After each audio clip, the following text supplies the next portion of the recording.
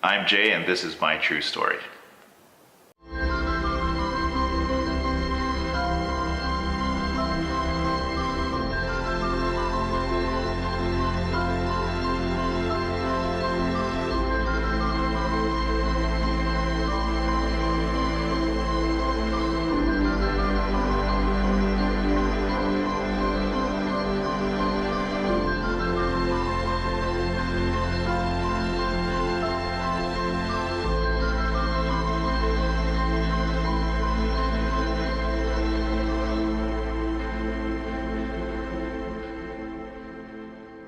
So, it's around the summertime, I would say July, August of 1983, 84.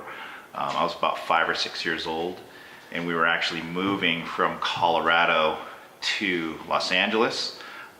There's a lot of backstory there, but we didn't really have a lot of possessions at the time, so there wasn't a whole lot to pack. I just remember we were in a different car than we normally had, just because we had swapped cars with someone at church. So we had a car that we weren't really familiar with as a family, but it was bigger, held a lot more stuff. And so the idea was we were gonna wake up really early and then make this trek from Colorado to, we were living in Denver, North Glen actually, all the way to Los Angeles. And so, obviously the first part of the trip, completely uneventful. I was a little kid, I was probably sleeping or whatever. I just remember when we were passing through in the Las Vegas area and everything. That's where I was born, and so that's when I was awake, and we were just kind of looking at stuff, and there was some stuff that was familiar.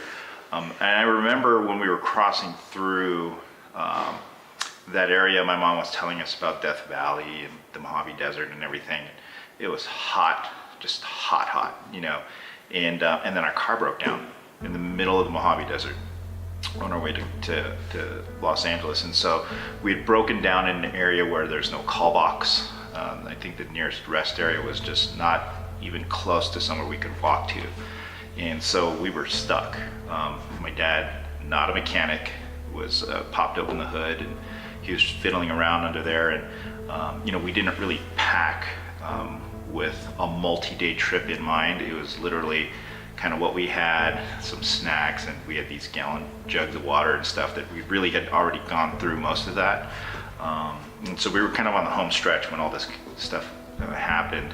I just remember being really, really hot, uncomfortable, just really thirsty. We didn't have a lot of water or anything, and my dad had been fiddling around with the engine or whatever, and he took the last bit of water that we had to try to cool off. I believe it was the radiator or whatever it was, and then he tried to get some water into there, into the place where you put coolant, and see if that works. And so he did that and got the engine to fire up. And so everyone, piles into the car, and we just start going, and not, a minute or two later, the car just kind of puts out and dies again, right? And so he's now thinking in his head, okay, well, if we just had more water in this, where you put the coolant, we could probably make it to a rest area. No water to be seen. I mean, we're in the middle of the desert, and so my mom, she goes, okay, let's start praying for rain.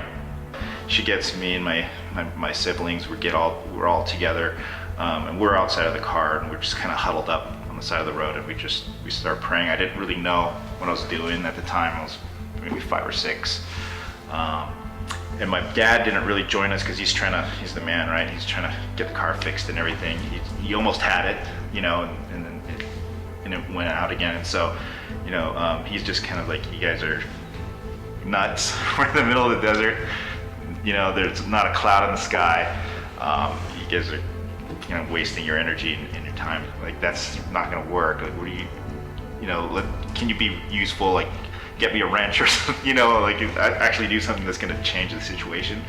And so he wasn't on board. He wasn't a believer. And so I remember praying for a long time, what at least felt like a really long time to me. And my dad was getting more and more exasperated. I think he was getting more frustrated because, we're praying, and he was just getting kind of irritated by that too. And so it went on for a while, and then my mom started pleading with him, like, hey, you got to join the family. We got to all get together. We got to pray as a family. And And so he finally just kind of relented and came in, and we all started praying together, and literally like a couple minutes later started to rain. I mean, you can see around, there's no clouds anywhere, but it was raining right over our car. So I remember from there, it was just kind of, there was a lot of shock. And so everyone was just scrambling to get those, those empty gallon jugs of water. From you go to the store and you get a gallon of water. So, small opening, and we put them out and they were getting filled up. I mean, that's how hard it was raining just in that spot. It was pouring. And so after they had filled up, we weren't thirsty anymore, we got to drink. My dad went, filled up that coolant tank or whatever it was, closed it up, started up the car, and then we made it to the rest stop. When we got to Los Angeles, that's all they could talk about to everybody, and we had immediately plugged into a church, and I've never seen my dad that fervent in his own prayer life, and him, digging into the Bible and everything like that. I mean, it really changed a lot, and for me, I felt kind of like, wow, we witnessed a genuine miracle. Like, this is crazy, it's unbelievable, but it happened to us, and it happened because we asked for it to happen. Before, it was just,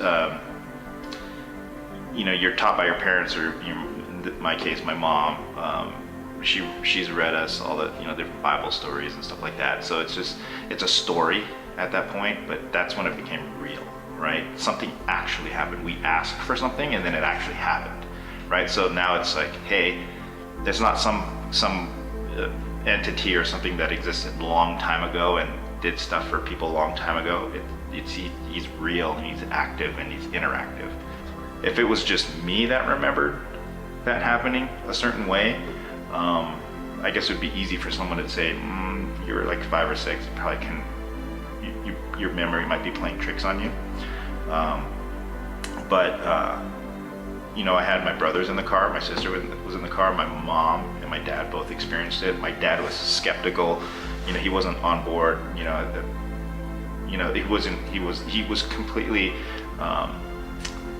against us, wasting our time praying, and he witnessed it. I mean, it changed his whole trajectory of his faith as well, so for me, that's confirmation that it was real.